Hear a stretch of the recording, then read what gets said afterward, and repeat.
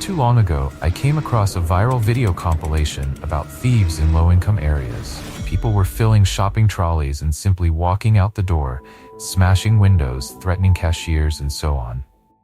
But one of the 3-second clips in the compilation was different. It showed a group of people slowly marching through a broken glass door. It looked like a riot, but there was more to it. I was there, and I want to tell you the whole story.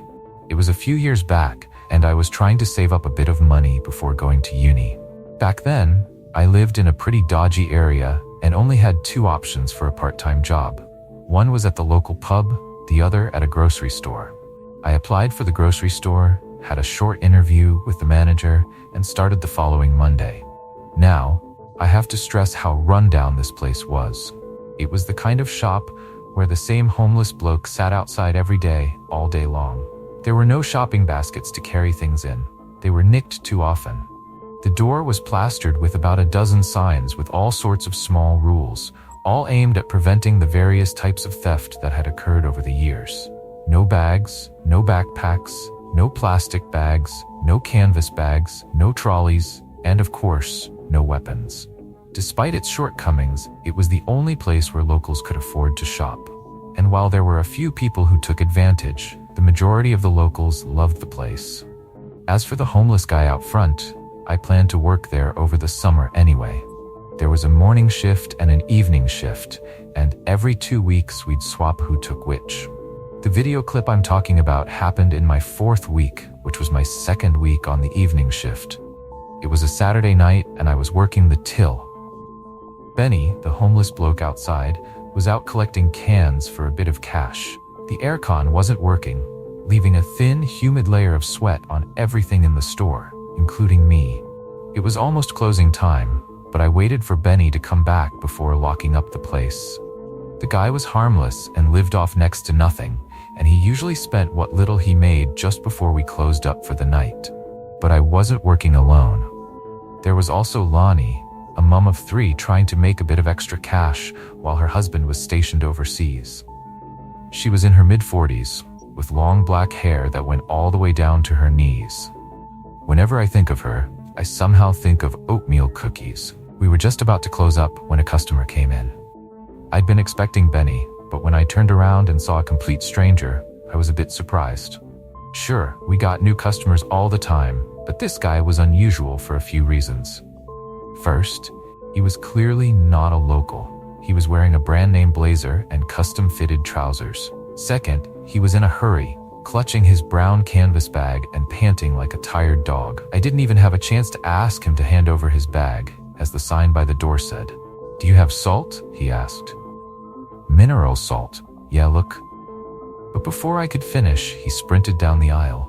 Lanny peeked out from the dairy aisle, raising an eyebrow, and I shrugged. Moments later, there was a commotion.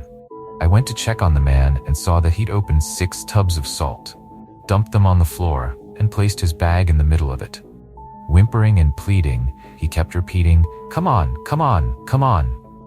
He was desperate, like his life depended on it. I didn't know what to do. I thought about calling the cops, but I didn't want to escalate things. At the same time, I didn't want to engage with him too much. You never know what someone in that state might do. So instead, I stepped back, pulled out my phone, and spoke as calmly as I could. "Sir, you can't do that here," I said. "You need to pay for it and take care of it outside." "I don't have time, no time," he said. I can't. I'm sorry." What happened next came out of nowhere. One moment, I was looking at this guy spilling salt all over the floor, and the next moment, everything went completely mad. Lonnie shouted at me from the counter. The lights began to flicker and then went out, leaving the store in sudden darkness. My jaw dropped as I sprinted towards the counter. Lonnie had just managed to lock the front door. Outside, there were at least 24 people, none of whom I recognized. These people were different. At first glance, nothing seemed odd about them, but upon closer inspection, things were off. There was a woman in a nightgown, not even wearing shoes. Further back stood a man who looked like he was campaigning for a candidate I'd never heard of. And to the side, there was a really tall bloke who looked like a flashy sumo wrestler, except his shirt was shredded at the front, as if he'd been run over by a lawnmower. The crowd gathered around the front of the store, pressing and shoving, trying to find a way in. One of them slapped the glass with an open palm as Lonnie dialed the police. The store had once had security cameras, but they'd been broken for ages. All we had left were these camera-looking things with red lights that were more for deterrence than function. So I had no way to check how many people were actually out there, but there were definitely more than just a few. I didn't even realize one of the cameras by the front door was still working, which is how we later got the clip that went viral. The strange guy with the canvas bag was on his knees, crying like a scared child. It was eerie seeing someone fall apart like that, and at that point, you begin to realize how serious something really is. We'd managed to lock ourselves in. Lonnie was on the phone, trying to get the police to hurry, but it wasn't easy getting them to come to this part of town. Apparently, it was immediately considered a lost cause. They told her to leave it to the insurance. The fact that these people appeared out of nowhere didn't seem to bother them, and the fact that our lives were in danger was called an exaggeration. I have a vivid memory of the start of that night. Across the road, the neon sign of a pub flickered. It was the only light around. All these strange people, bathed in that eerie red and blue glow, made for a creepy sight. And there was no telling what was going to happen next. Were they after us, the store, or the stranger? While Lonnie continued pleading for help, I turned my attention to the stranger. He had collapsed against one of the shelves, motionless, just sitting there staring at the bag. I lightly pressed against his shoulder, but he didn't seem to notice, so I decided to check out the bag. No reaction. Inside, there was some kind of thermos, silver gray, cracked. The interior of the bag was coated in a navy blue liquid, now soaked with salt. It smelled faintly of ammonia and had started to solidify into a gel. I made sure not to touch it. "It's too late," the man whispered. "It's too late." "What do you mean, it's too late?" I yelled. "What's too late? Who are you?" He raised his head like he was searching for an answer, but no words came out.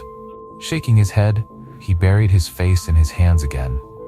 I tried pushing him for answers, but he was completely broken. There was no point talking to him, and judging by the noises coming from the back room, I didn't have much time to stand around either.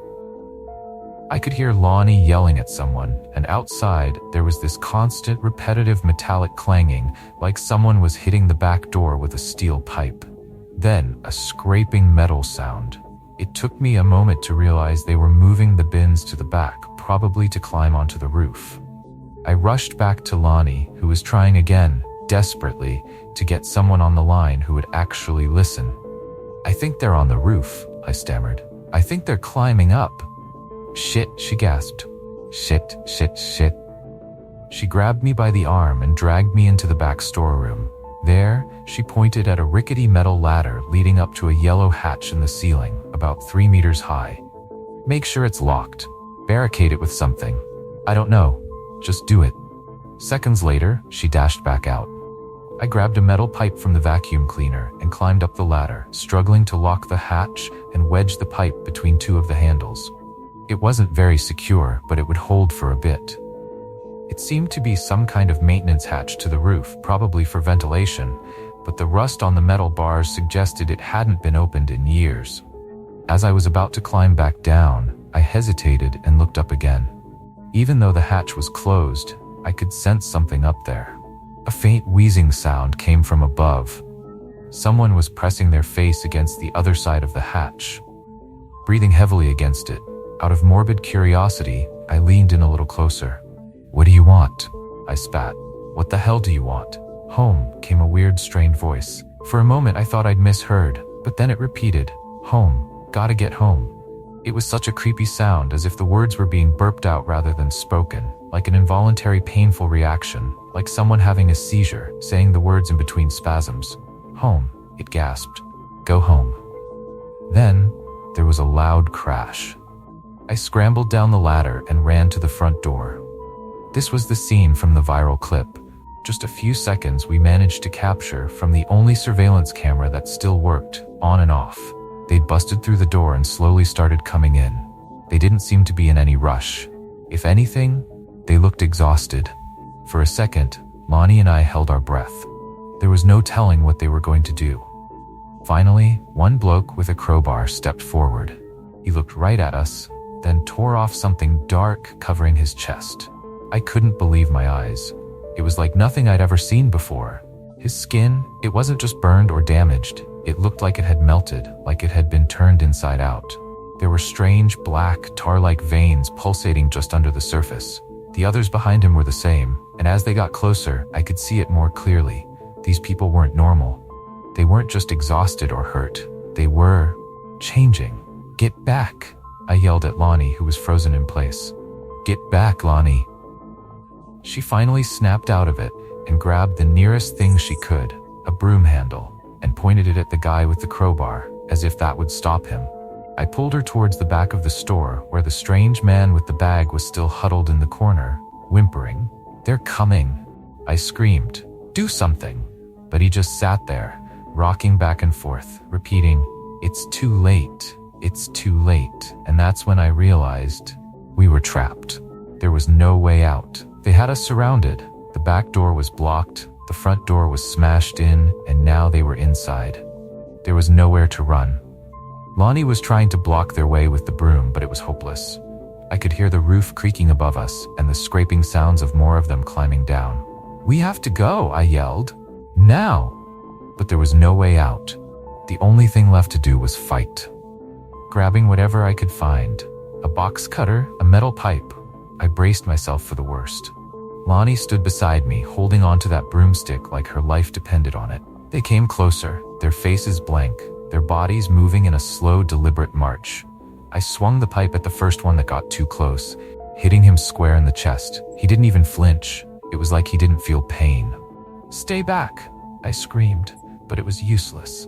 They kept coming, no matter what we did.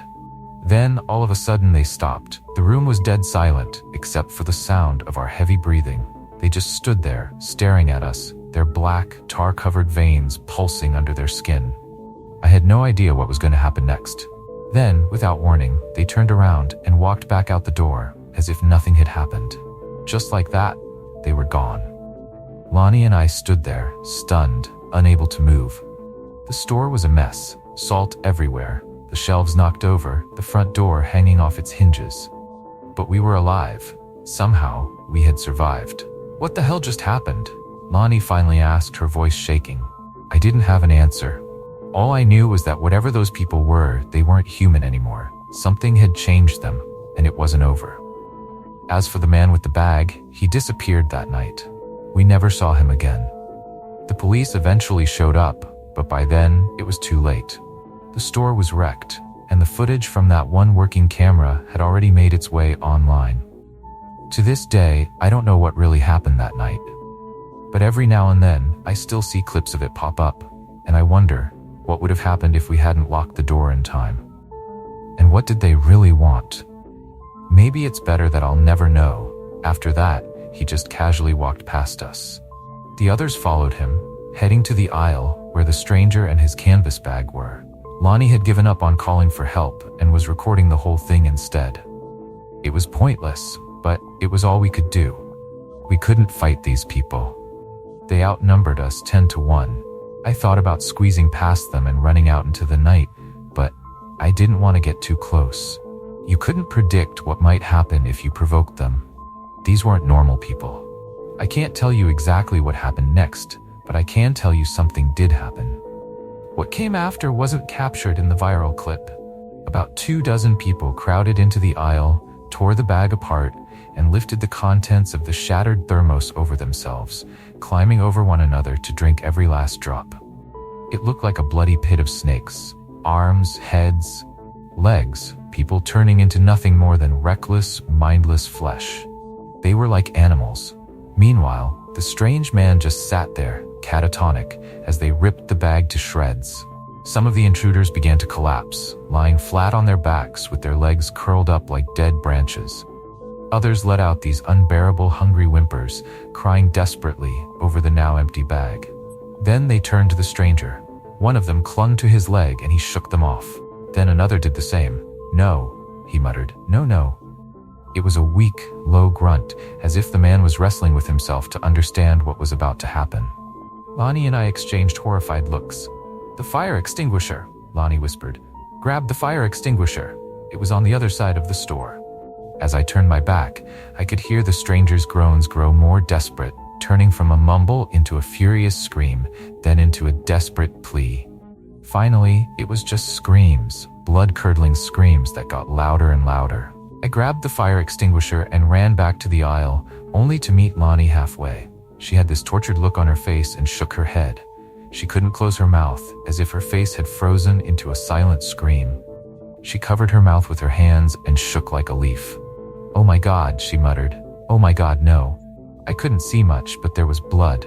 Thick, dark blood, clumps of it, shreds of torn clothing, bone. Some of the people were rolling around on the blood-soaked floor as if it were catnip, while others slowly rose, disoriented and desperate. One older man covered in blood from head to toe pointed a trembling finger at Lonnie and me. "Maybe them," he croaked. "Maybe they." Then they started towards us. I didn't understand what was about to happen until I saw them smile. They were clinging to this tiny hope that we had something they needed. Lonnie snapped me out of my thoughts and dragged me into the back storeroom. She fumbled with the keys, locking the double doors while I jammed a broomstick between the handles. The crashing metal noises from the ceiling hatch and the back door still echoed around us. Then a voice. "Fear the voice." From the back door, another voice repeated the words, and gusts of wind swept over the people outside, making them echo everywhere. We were heading towards the break room when I heard the broomsticks snap. They had broken through the storeroom doors. Lonnie was desperately dialing numbers as I locked us in the break room. A tiny space with a communal toilet, a window, and a few lockers. I could hear wet skin slapping against the window, but couldn't see what it was since the curtains were drawn. "Damn it," Lonnie yelled into her phone. "Yes, it's me again. They're coming in, they..." The window shattered, and before I saw anyone, I pulled the safety pin out of the fire extinguisher and aimed at whatever was trying to break in. Lonnie fled into the bathroom and locked the door behind her. The next few seconds felt like an eternity. Someone crawled through the broken window, and I could see the bloodstains on the white powder. The door to the break room gave way, and you could hear flesh hit the concrete floor as the storeroom hatch gave out and someone fell through. It sounded like a boot stepping on a wet cabbage. Slowly but surely, they were breaking in. All the while, the rhythmic chanting of "See you, see you, see you" droned on. I opened a locker, but quickly realized I couldn't hide in it. I couldn't go out the window or through the doors. This was it. Even now, I lie awake sometimes, thinking about how I felt back then. That icy, primal panic. Forgetting to breathe, feeling your tongue dry out as your airway opens, bracing yourself for a death scream. Then, Lonnie pulled me into the bathroom. It was tiny, barely big enough for one person. I fell backwards, hitting my back against the toilet, and Lonnie scrambled over me to lock the door, just as someone reached for the handle. The door opened inward, so I pulled my legs up and braced my knees against it. Lonnie fumbled with the sink where she'd left her phone.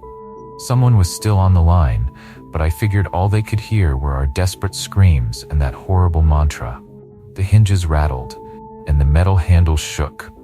I could count every nail in the door and watch them slowly wiggle loose. In that moment, all I could hear was my heartbeat, syncing up with the monotonous "see you, see you, see you." When I think back, my mind just goes blank. It's like trying to remember a waking nightmare, something that happened to an unreal version of yourself. And in those moments when you realize you were really there, the real you, it's like a spiral. A few skipped heartbeats later, I was back there, fighting for my life. I was back with the chanting, the pounding on the door. At some point, the door began to bend. Fingers poked through the gap, grabbing at Lonnie's long black hair, ripping out a fistful. Even in the panic, I could see her scalp turning red. But we kept pushing back, and the door held for a little while longer. It was still dark, but with every slam against the door, with every inch it gave way, tiny slivers of moonlight peeked through like some sickening strobe light. Just a little longer, that's all we needed. The last thing I heard was, "No, home. Please, home." Then this eerie mix of home, please, and no. The pounding slowly stopped. My ears switched from the dreadful mantra to my own heartbeat. And then, nothing. A light breeze, maybe. A tentative knock. Lonnie and I held our breath. "Excuse me, are you all right?" It was Benny, the homeless guy. The coast was clear. When we came out, there was no one left but Benny. The ground was covered in this black ash that smelled like ammonia and sulfur, but the attackers were gone. The place was a total wreck, all the windows and doors smashed, and in the ash you could see footprints where people had walked before they seemingly vanished into thin air. When we returned to the aisle, there was no sign of the stranger. The aisle was still splattered with blood, but the floor was now covered in that awful black ash. I stepped over the broken front door, past the trampled flowers and shards of glass. I vividly remember the blue petals of a sunflower sticking to the side of my black work shoes as I walked out into the night. A few minutes later, the cops showed up, and the rest is history. The whole thing was classified as some sort of riot. No suspects were arrested, and the stranger was never identified. As far as I know, there was never an investigation into any murders or assaults. Basically, it was just written off as a strange break-in that night. Yeah, somehow that clip ended up in a random compilation, but I'm not exactly sure how. Lonnie sent me the link. It's been a few years, and we still keep in touch, but not much. When we do catch up, we're somehow reminded of that night, and I think we both just want to forget it. I guess what I'm trying to say is some things aren't what they seem. So think twice before you share something. Step back, think, and really take a close look.